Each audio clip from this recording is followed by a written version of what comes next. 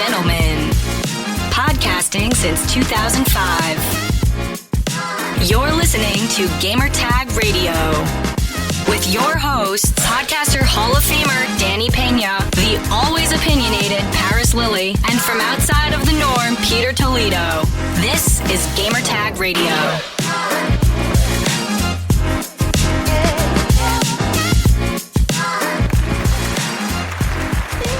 Welcome to Gamertag Radio, episode 1250. This is your host, Danny Peña, and also joining me for this podcast episode is Pete. What's going on, Pete? What up, everybody? Welcome to episode 1250.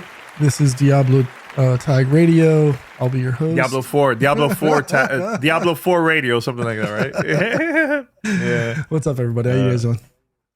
Everything's good, man. Lots of things. So a couple of things before we continue with the show. I know we haven't been recording live on Twitch I was telling Pete, for a month now. We've been really busy with a lot of stuff, but at the same time, we've been attending events here in the States.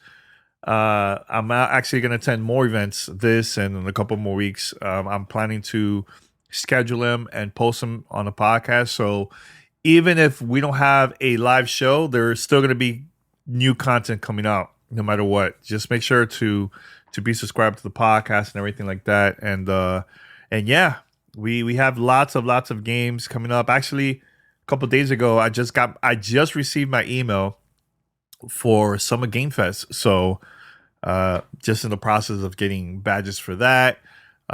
Still waiting for the whole E3. I don't know how that's going to work out. We'll see, but we're going to be attending those events over here in LA. So stay tuned. But we have a lot of content coming up. Lots of content. So I can't wait for us to just talk about it and the interviews and everything. It's going to be good. It's going to be a lot of fun. Can't wait. So how's everything with you, Pete? How's everything with you, man? Look, man, I cannot complain. Just like we were talking about just prior to going live on the show, this is... Mm-hmm. I've been spending a lot of time in the Diablo IV Beta. We talked about this in the ramp up to the show, and man, it's good. It's really good. It's really good. I can't wait. I can't wait for us to talk about that in a few minutes, man. But yeah, shout out to Paris. He's not going to be joining us in this episode. Hopefully in the future he will join us over here. So stay tuned with that. All right, everyone, head over to gamertagradio.com. Post your comments and feedback. Listen to our past episodes. You can find us on any podcast app. Just search for Gamertag Radio. We're there. Subscribe, follow us, and also post a review. It takes a second. Just go right now to your favorite app, podcast app, and just review us. It will help us to get discovered because of your support. So make sure to do that right now while listening to this episode. Also, if you would like to be part of our fan mail discussion, which I would like to do a whole episode of just fan mail questions. We get a lot of listens. I think people are very, very shy. You know, we've been getting a lot of the same people calling in, but I want new people too to call in, man, and send us questions, man. Doesn't matter what it is. We will try our best to answer the question on the future episode of Gamertag Radio. So if you would like to be part of our fan mail discussion, here's how. Send us your feedback or questions. Give us a call at 786-273-7GTR. Email us at fanmail@gamertagradio.com or leave a message on speakpipe.com/gamertagradio.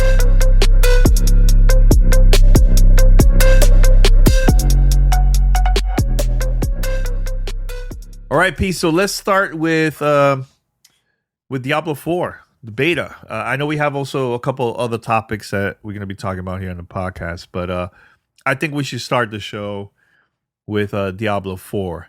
So for a while, people been talking about this, about the game. I've been casually like, hey, you know what? It's a wait and see situation for me. Again, I have reasons why. You know, in the past with previous games, I get super excited once it comes out. It's sometimes it's not that great, sometimes it's okay, but man, Pete, playing this beta, I can confirm right now it's my all-time favorite beta ever. Like the closest demo, I won't call it a beta, that I put it up there too. I mean, it's a totally different game. Is PT for that came out on the PlayStation? Was it PlayStation 4? Was it 4? That's like an all-time favorite for me. That one. Also, I remember playing like BioShock for the first time, as a demo. I was like, oh my god! But this is really good. I mean, again, it wasn't perfect. I know people were having issues logging in. Just to go in, just to go on the servers was like it will take forever for people to go on and everything. But then they slowly fixed the issues. And again, this is a beta; it's not the official game. But I'm excited and I can't wait to play the full game. But what about you? What about you? So, as you know, I've been a huge fan of Diablo in general, just for forever. Right? It's been one of those games that no matter what I am currently hooked into, right? Whether back in the day it was Destiny and now it's, PUBG and any kind of shooter game. The moment Diablo drops, everything goes to the wayside. And I just mainline Diablo for weeks because it's surprisingly my jam. And like you said, this current iteration of this early access beta that we've been playing since last weekend highlights a lot of the work, that Blizzard has been putting towards the release of this game. Is it the best beta I've ever played? I don't know. That's a lot of betas in our time that we've played. It certainly ranks up there, and I don't even know if being the best beta is a great title or a great accolade, but it plays remarkably well, right, for what it is. And yes, the first early access beta period last weekend limited you to only 3 classes. To this weekend, by the time everybody's listening to the show, unfortunately is over. But we had access to all 5 of the classes. Many opportunities for OP builds, high DPS, depending if you were doing, I know last weekend it was all sorcerer and rogue classes that people were maining. And it seems like this time it's necromancer, no surprise, probably the most popular class from D3, and immortal. For me, I like it. It's cool. I love being able to kill, the undead or kill the enemies and then raise them up as the undead army to use against the rest of my enemies. But I think I have found out that I am a sorcerer main. That's you. That's all you. Man, I'm just sitting here. I'm pressing 3 buttons. And then just alternating my left and right click on my mouse, and it's all it is. It's literally pulling up Hydra, Ice Shield, and then a wall of flame in front of me, and then just chain lightning the rest of the time, right? With classes that rebuild mana and give me health. So even if I do take damage, I continue to take health, and I keep generating mana to continue being able to proc my chain lightning. And it just sits there and it just creates damage and DPS. It's so much fun. And then obviously with the rare and legendary drops that come into the game, they have an opportunity to boost other little, or proc other components of your classes. It's so much fun. It's surprisingly easy to get into. I have not even tried to pick it up on the keyboard and mouse. Or I'm sorry, on the controller. I originally thought, I was like, you know what? Maybe I go with the controller because then I can just because I don't. That is the one knock I have on Diablo on PC is your mouse is your movement, but it's also your attack. It's also your main attack. So if you're sitting there trying to, and that's by the default, that's the default setting. If you want to do something else, and then you're getting the cramped fingers because they're all over the place. But the default way to play is your mouse, wherever you drag that left click is wherever your character is going, right? And so you by default your attacks are all left and right click and 1, 2, 3, 4 on your keyboard. So I've just moved them down to QWER and then just use F for potion to heal, and then leave the rest as default. That has been the only that's been the only thing that kind of annoys me, because I'll sometimes accidentally hit either the tab or the shift key, which will then create a menu to come up on the screen. Or if your mouse goes down far enough on the screen, you actually bring up your skills, your skill tree, and it's kind of like, I'm trying not to die here. I'm just clapping buttons all over the place, and the last thing I need is a screen to come up. So I'm always spamming escape just to stop it. But other than that, that's honestly just a gameplay moment, right? That's just, maybe I need to just shift my fingers over to the middle of the keyboard so I don't accidentally hit those, and make life easier. Just adopt a new play style to avoid those misclicks. But other than that, come June, wait a minute, come June, come back from a work trip just prior to the launch. Oh, it's gonna be so good. Is this is only going to be in BattleNet, right? It's not coming out on Steam at all, right? I mean, it's a Blizzard game, right? So yeah, well, I mean, there's Call of Duty, there's other stuff that's on Steam that is from the Activision, But I know there is a way. You can buy it on Steam. It's there. Oh, it's there? Oh, dude, Pete, that's what you have to do, man. Let me double check. Because if you could buy it on Steam, Steam Deck, bro. You can play. You can already do it, by the way. You can play the beta.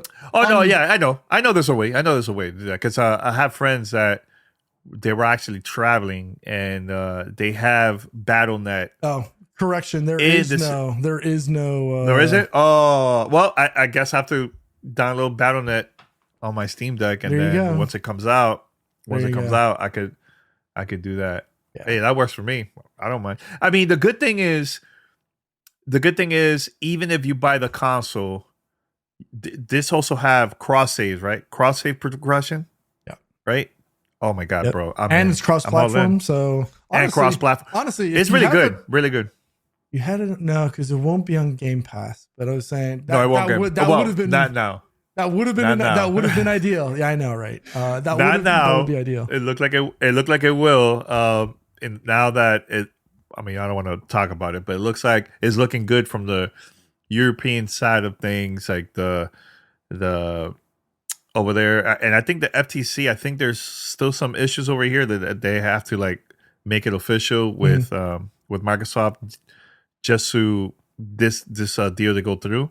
But once it goes through, Pete, this will be on Game Pass, hopefully. Yeah, and if you want to play it on Steam Deck, there's an app called Lutris that you'll need to install in your Steam Deck, which will allow you to go in, which you have to play in desktop mode, install Lutris, which will allows you to play to download the Battle.net client, and then you can use that to launch the Diablo IV Beta client, which technically should allow you to run Diablo on the Steam Deck. Granted, it doesn't require a lot. Like if you look at the recommended settings, it's not that strong. Right, it's not that difficult.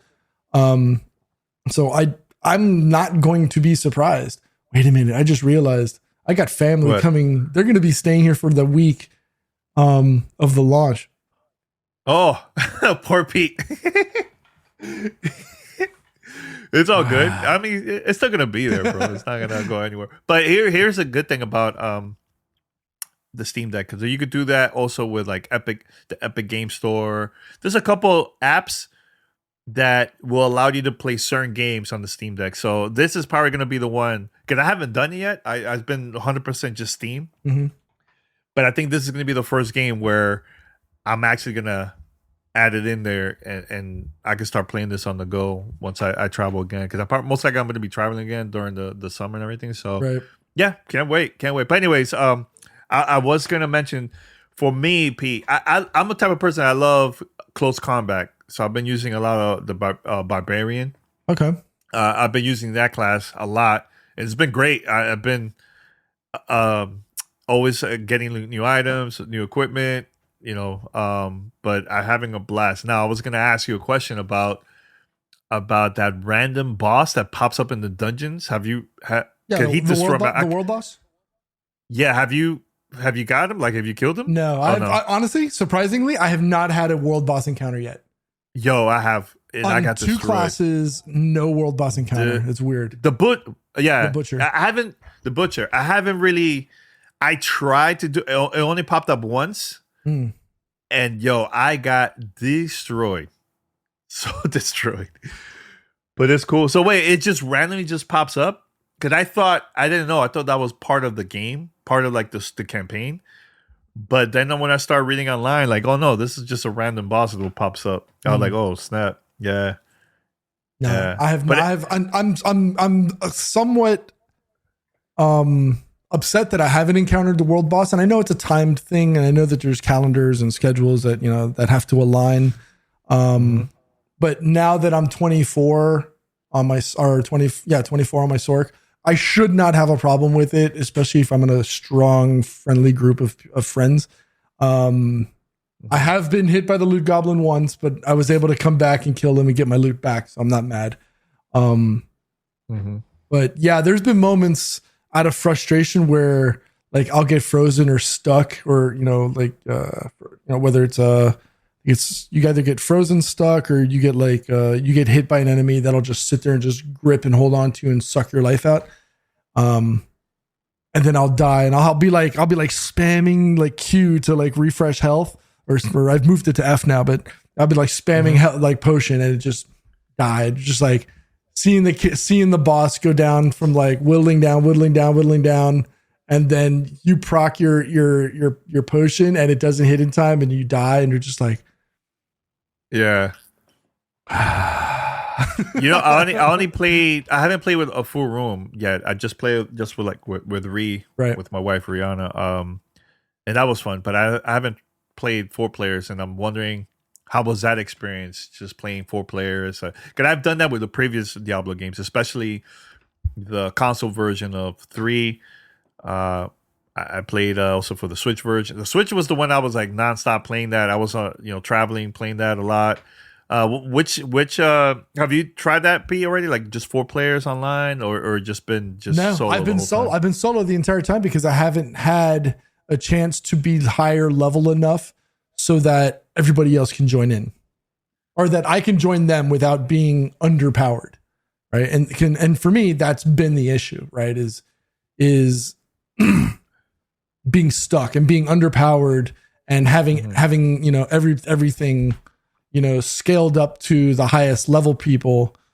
So I mean, you can do it. I think it's up to 5 levels below. So if everybody's at 25 and you jump in at 20, you should be okay enough to not be like one hit die every time. But it will be difficult. It will be difficult. I mean, you will level up quicker though. Oh, for sure. And I'm already playing on veteran, right? So oh, you're wild. I just played normal. I was like, let me just see how the vibe is. I mean, you could change it whenever, but that's what I've been doing. Nah, we've been doing it. I mean, when we did the stream last week, we had I basically said, okay, chat, we're going to start a brand new character. It's actually the sorcerer that I'm on now. Name couldn't come up with a name on the spot, so I just named it GTR, thinking, whatever, no big deal. Yeah. So I named it GTR, picked a female sorcerer, and we're like, all right, we can do regular veteran. Everybody's like veteran. So I was like, all right, there we go. Veteran, launch, go. And then it just broken OP from there on out. It was just boom, like shoot, kill, die. Like just everybody just laying waste. And that was before I actually started like targeting specific skills based on what they do. So now, because before I just had it all lightning. It was just all chain lightning and this and lightning that. Now I've got it with 3 different ones with like a frost shield, chain lightning, fire hydra, and firewall. And all of those do DPS, damage over time, area of attack, and chain lightning stuff just goes wild. So I'm just sitting there obliterating things as they come in, and I'm just like, hi, bye. It's a lot of fun. Yeah, I just remember I did create a Gamertag Radio clan in Diablo IV Beta, but I think that's going to carry to the full game, I believe. I don't know if clans will carry over. Well, I just did it, so if you guys want to join. Hopefully, by the time the full game comes out, it'll be still there. But I just created, so whoever wants to join. Yeah. I don't know how many people are in. I haven't had a chance to play this weekend, but yeah. What I'm probably gonna do is I add a couple people, mods, and also part of the admin team, and we could get people in there as soon as possible. So, clans, I think we'll wipe at. Oh, okay. Yeah, hey, just in case, I'm reading it now on the official Reddit. Diablo. What it 4. says? It says everything will be wiped, including character presets. If you want them, screenshot. That's it. That's it. That's it. Screenshot. That's the only proof that you have. Everything will wipe. Characters. Yeah. It doesn't matter. Any progress you had and clans as well. They're just going to full wipe. Full delete everything and then just start from scratch. Well, here's the plan. Once the game comes out, I definitely want to have a clan for us to join as a community, and we could just play. And it'll be easier to see who's online or not. We can invite each other. It doesn't matter what platform you have. I think we should do that. I think that will be great. So anything else, Pete, before we go to the next few topics that we have here? That's it. Diablo 4. Diablo 4. Diablo 4. Diablo 4. What's the official date? June 6th. You can get it early. June 4th if you buy the legendary edition, I believe. Look, for those that are listening, let us know on Discord, Twitter, if you're getting the early version of this to play early and stuff. But I think we're gonna be getting it early, Pete, because of the review and everything. So stay tuned. It's gonna be fun. All right. Wow. Got sick there for a second. Hey, Pete, I read this news the other day, and I can't believe that this is happening. So, again, EA is planning to dislist a couple games. I mean, we've seen this even during the 360 days. I think that was remember that was one of our most popular posts that we ever posted on the official Gamertag Radio, the old, because now we just go straight to Audio Boom. But in there, I posted a couple games that was going to get, removed from the store, and people were mad. A lot of these games doesn't even exist anymore, right? Especially because they took the online servers out. So there's a couple other games that was announced that is going to get removed, and there's a couple of Battlefield games, which I get it. Probably a lot of people are not playing that anymore. This is the old ones, but the one that I'm why? I was pretty confused about this is the first Mirror's Edge game, which is an iconic classic game for me. I love the first Mirror's Edge. Second one was okay, but first one was iconic during the 360 PlayStation 3 era. But yeah, it's gonna get removed, man. Your thoughts? I'm not happy about it. So yeah, they're removing several Battlefield games, but they did come back later on and updated the list. They are leaving Mirror's Edge in there. Thank God. I didn't know this. I had no idea. When was this? Yeah, this when was it got changed. The 21st. So I want to say it was maybe a half a day after the announcement, or after the studio wrote the blog, that they came back and were like, nope, we've made a mistake. An early version of this announcement included Mirror's Edge. That was an error. We currently have no plans to remove Mirror's Edge from digital storefronts. So it's still available. Let's keep it real. They were planning to remove that. I mean, a lot of people were pissed, and I think that's what happened. They were we gotta change this. That doesn't look good. So the ones that are being removed are starting April 28th. Battlefield 1943, Battlefield Bad Company 1 and 2 will be removed from digital storefronts, and you'll be no longer able to purchase them. This is in preparation for the retirement of the online services for these titles, which will happen on December 8th, 2023. For Bad Company 1 and 2, you can still continue playing and use their respective offline features, such as the single-player campaign. Nobody's going to play that. Let's keep it real. I liked the first Bad Company. I really did. Those are some fun times, right? Marlowe, Haggard. I can't remember that. I think Sweetwater was one. I can't remember the other one, but yeah, I mean, those were good times. I don't know about Battlefield 1943. But Bad Company 2 was, both Bad Companies in and of itself on their own individually were great. Plus, they were introductions to the Frostbite system, right? The Frostbite engine from EA, which that honestly, Battlefield Bad Company 1 was my first video game that I covered. Oh my God! From when I sent you 2007 Studio Showcase. So think about it, man. I remember that. That's 15 years later, 15, 16 years later. That's that finally goes down. That video is still on my channel on YouTube. It's like the first one that ever came out, and it was me literally on like a handheld like Sony video camera, like taking video of the gameplay and the destructive environments before people were doing videos and stuff like that. And that is that whole Frostbite and engine destruction concept was like early. That's when we first were cutting our teeth on GTR. Me especially, right? You already had like 5 or 6 years in the game, but that for us was big. And then as well as just that whole concept of destructible environments was huge, because that then translated, because everybody was like, oh, that we got to do that. So it is sad to see that the titles are getting removed. I understand it. There's probably very, very little response. And there's for a company to maintain the servers and the infrastructure necessary to maintain those environments, it's rather difficult, right? It's costly. And at some point,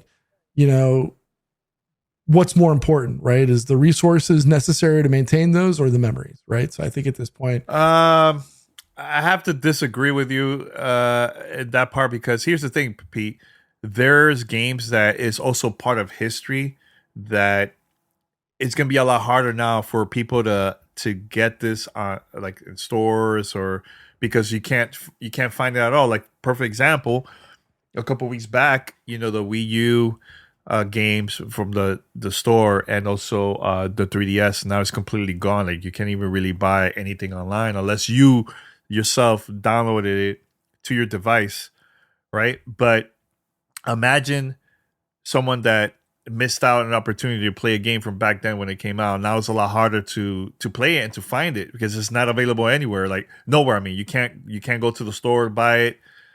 You get what I'm saying? So it's important to have access to those games even in the future, I think, personally, for me. Is it though? But it is. Like, it is part of history, Pete. But you can it's still part play of history. them offline.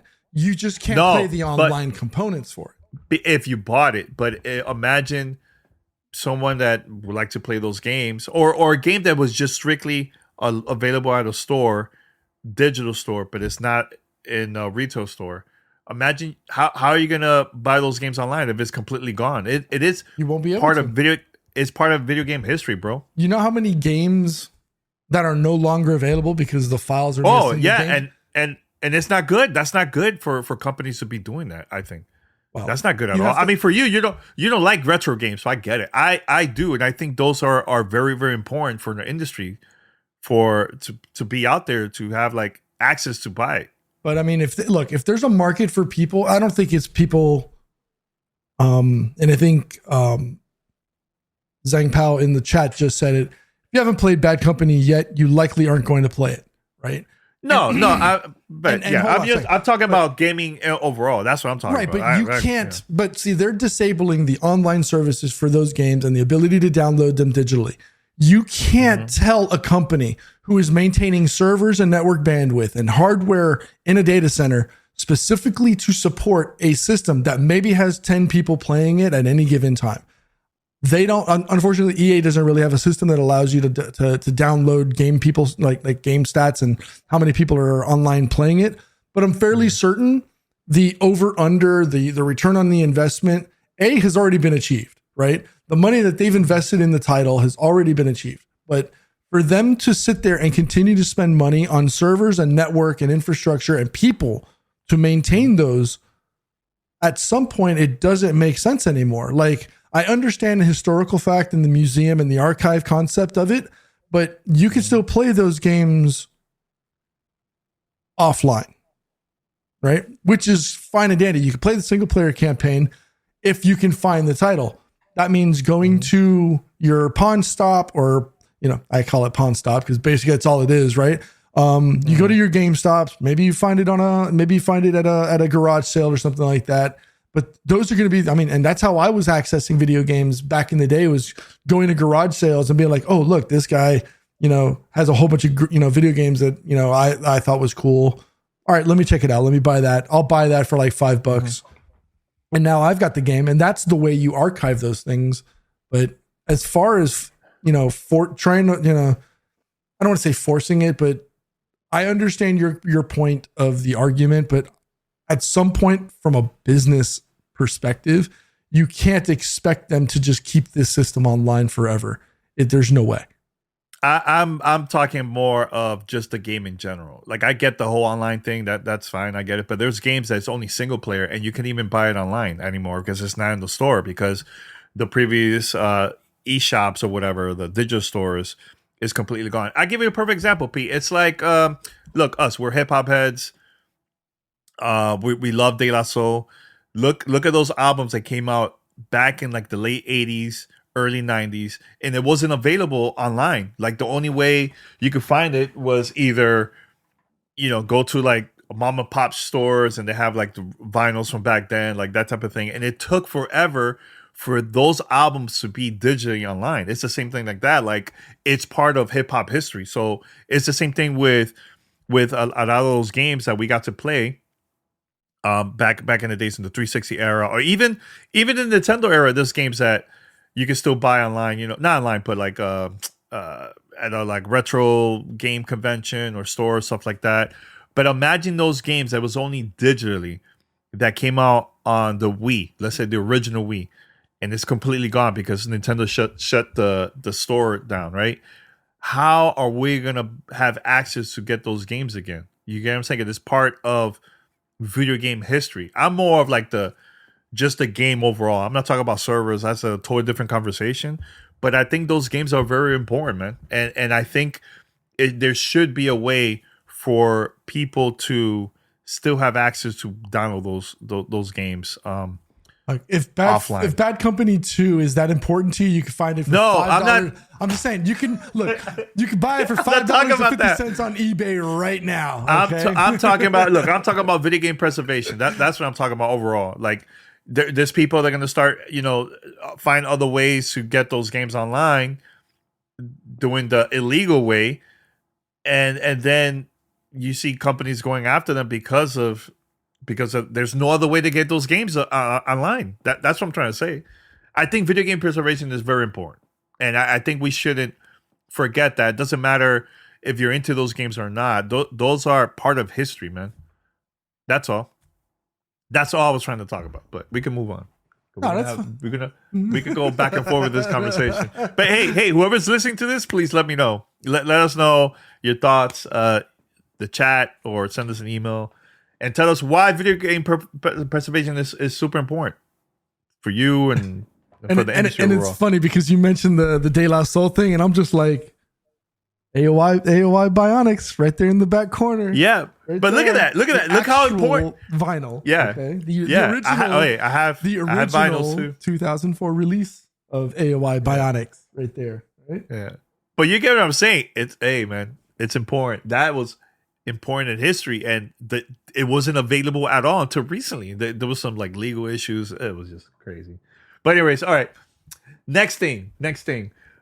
And I don't know why this is news, but I want to see your thoughts. But I want to hear your thoughts about this. But Arkane, I know there was events all over the world, hands-on events for Redfall. Which make sure to check out our podcast episode, which we talk about the hands-on impressions. We had a great conversation with one of the dev members in the team. We talked about Redfall. Great conversation. I think the game is fun.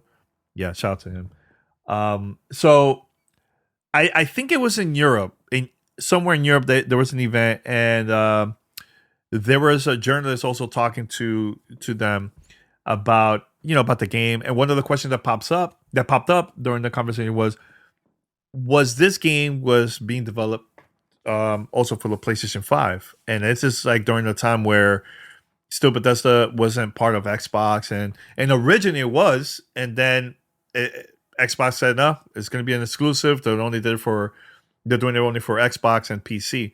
I don't know how this is a surprise. I mean, I don't find that as a bad thing. Hey, it's part of the business, and they stopped unless it was a contract deal with Bethesda and Sony that was only going to be available for that console. I completely understand. It happened with Ghostwire Tokyo and Deathloop. It was there only as an exclusive for a year, and then it came out for Xbox. But originally it was being developed for the PlayStation 5, and then they stopped. But I don't know how this is news. Your thoughts, Pete, when you heard this? So the conversation happened during a preview event with the creative director Harvey Smith. He's very, very well respected at Arkane. He worked on Deus Ex, Dishonored 1 and 2. And so IGN asked the question, It was IGN. Okay. Right. So IGN France asked the question about the impact that the acquisition of Bethesda by Microsoft had in 2021. And he mentioned that, we were acquired by Microsoft and it was changed with a capital C, right? They came in and said, no PlayStation 5, we're focusing on Xbox, PC, and Game Pass. With the development of the game having started like the year before the acquisition.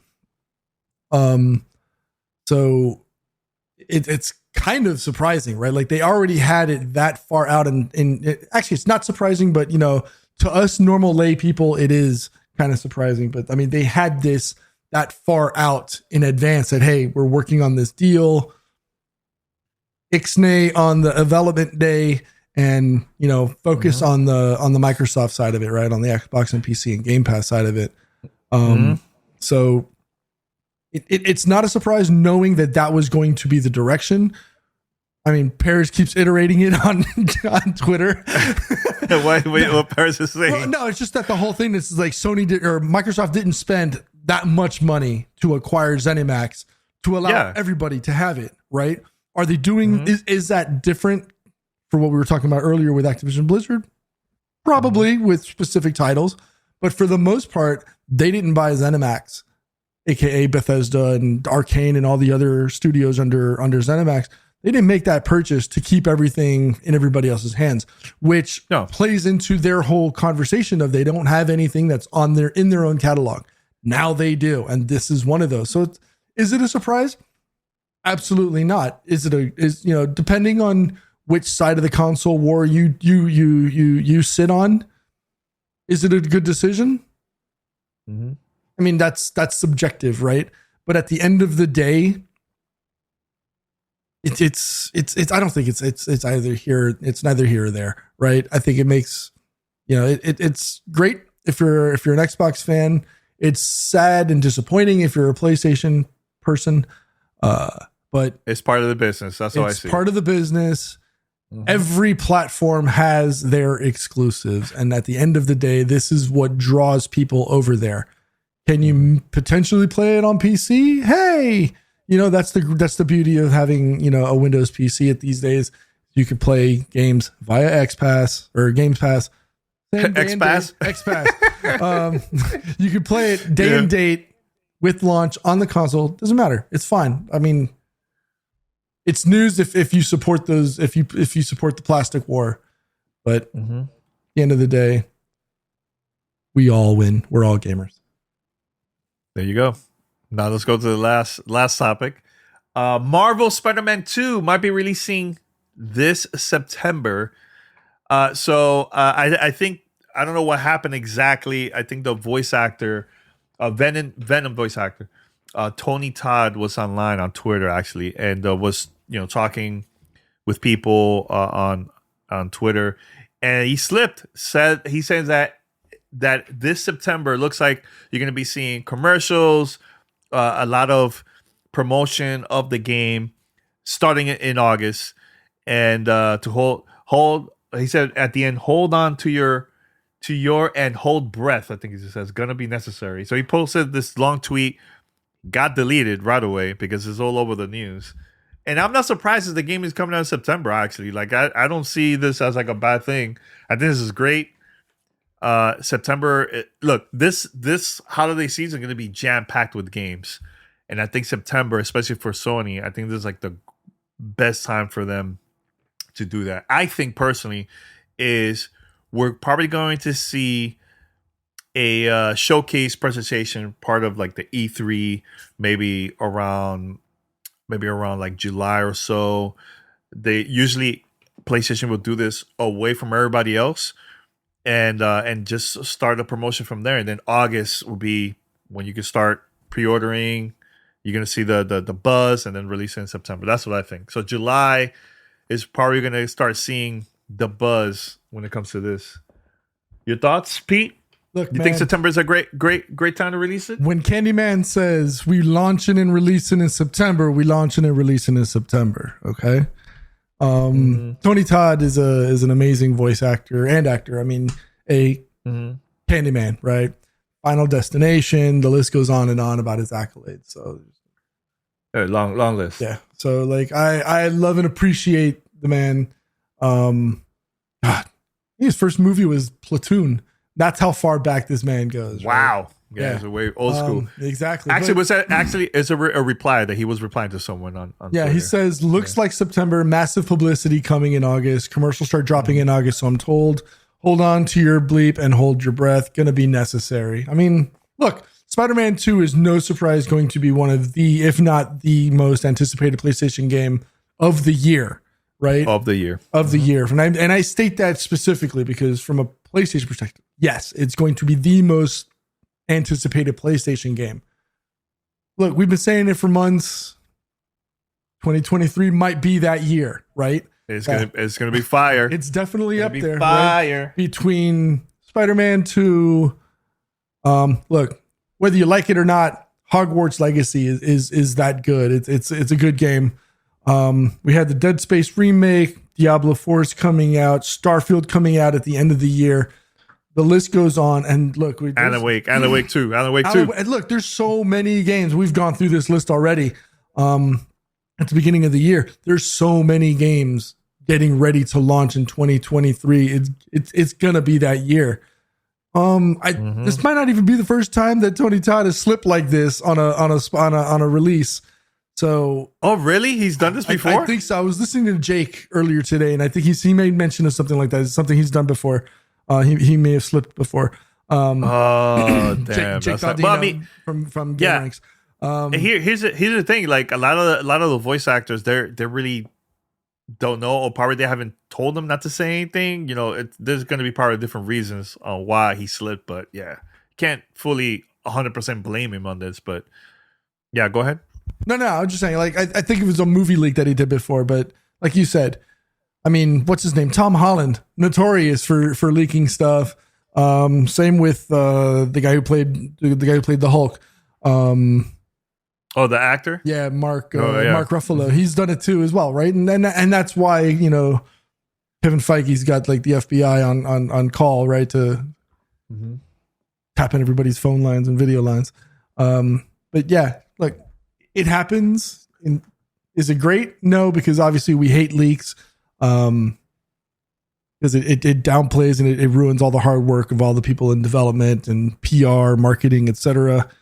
But I think for him, I think it was just an honest slip. It's not like something he did purposefully or with malicious intent. It was just a mistake. But it is what it is. I'm just excited to know that we're all going to be getting Spider-Man 2. I'm excited. I can't wait. This fall. Excited. Are you getting a PlayStation 5 for this? Because look, man, they just announced price drop for the first time since they launched 5 years ago. So it might be a good time to get to pick one up. I know that there's also been talk of a PlayStation 6. They're not even looking at a PlayStation 5 version 2.0. They're looking at a 6. So who knows? It might be the time to do it. May have to pull out GTR credit card and just swipe and go. Well, I know a shout out to Arctic, part of the mod team and also part of the GTR community. He said Starfield is September as well, of course, but Starfield is like early September, so September 6th. This is probably coming out maybe mid or the end of September, close to the holiday. The closer it is, the better for the game too, So I think my prediction, maybe like somewhere around the 20th of September. Let's actually, Pete, let's look at the calendar. And it's funny because Paris and I spoke about this 2 shows ago. Yeah. When we were talking about the release of Starfield, and I asked the question to him, do we think that Bethesda releasing the release date of Starfield, does that impact Sony's decision as far as it relates to I don't think so. Spider-Man being released? And now it seems like they're standing on they're like they took the gloves off and they're like, oh yeah, you want to launch in September? Well, it's 2 different games. It's 2 different games, man. You know, look, Spider-Man has a bigger brand name than Starfield. Starfield's brand new, you know. So, but I think, okay, let's guess, Pete. Let's guess. If it's on a Friday that's coming out, I predict that this game most likely will come out either September 15th or the 22nd of this year.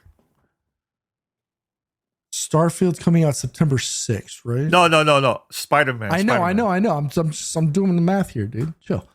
Because usually PlayStation will release games on a Friday, so the 15th or the 20th makes more sense. You mean 15th or the 22nd? Oh yeah, 15th, 22nd. Yeah. So I'll go with, you know what? I'll go with the 15th. September 15th. 22nd is like my second guess, but 15th. Let's go with that. How about you? Do you think it's coming out the week of Starfield, the 8th? I'm going to say that. I'm going to be like, you know what? Y'all want to release that's balls. That's balls. That's what I was just saying, though, is that... I mean, it was good. It's good. It will be great, but... Sony, you know, because look, at the end of the day, you have to think about it from a pure sales perspective. That is going to... That probably did give Sony reason to pause. Like, it probably said, you know what? Yeah. We have Spider-Man. 22nd is a good one. 22nd is a really good date, too. You know, I don't know. I think coming into the weekend strong and stealing thunder from Microsoft, I think Sony is petty enough to say, you want to release in September? Well, so do we. We're going to release in September on the same week.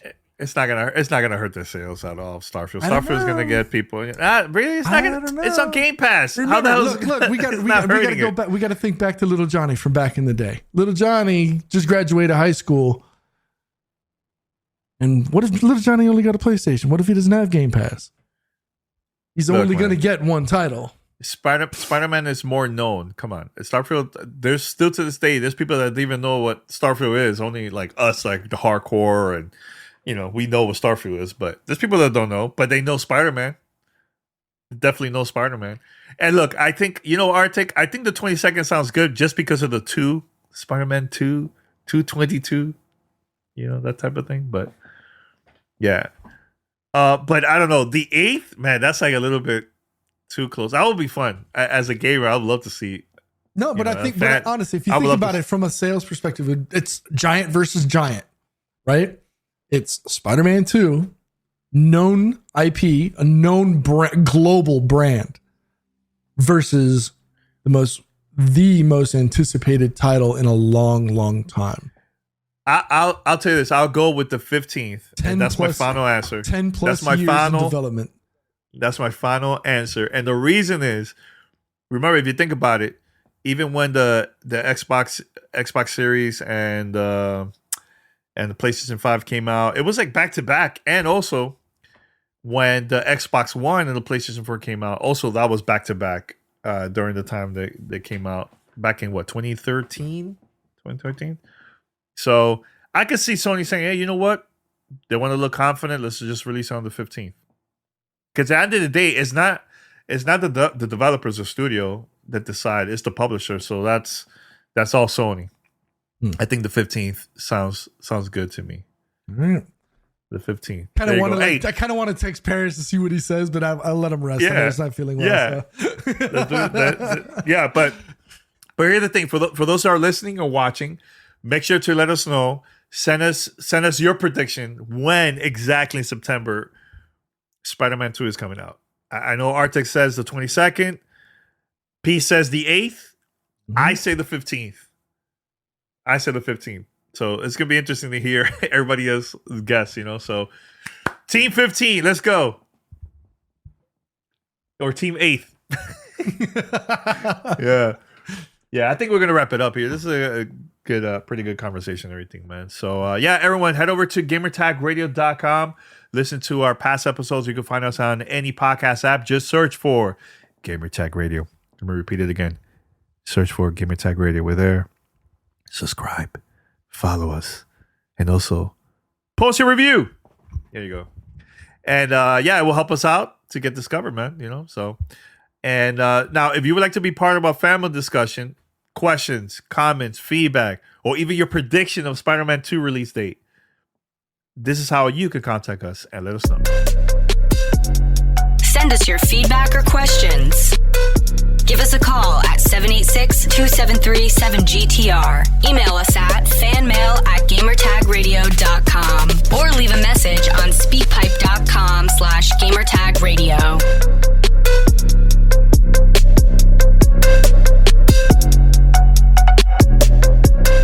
All right, Pete, anything else from your side? No, I think that's it, man. Gives me a chance to jump back into Diablo tonight before the beta ends. Well, when he says tonight, that's during the day for me. So, because of the time difference. But I want to say a couple of things. Minecraft Legends, we got to see it. We went to an event in New York. I'm not in New York. In LA. Can't say much about it, but stay tuned. We plan to have some content for that. GTR, we have a bunch of other stuff coming up of other events I'm attending in the future that I'm planning also to release it here on Gamertag Radio. Now, there's not going to be no live show next week. One is we're going to WrestleMania this weekend coming up, and it's a 2-day event. But I'm planning to record some stuff, schedule it, post it. I don't know if it's going to be on a Sunday or Monday. I plan to release it, so just stay tuned for that. And that's about it. But thank you everyone for listening to our podcast. Until next time, we're out. Peace.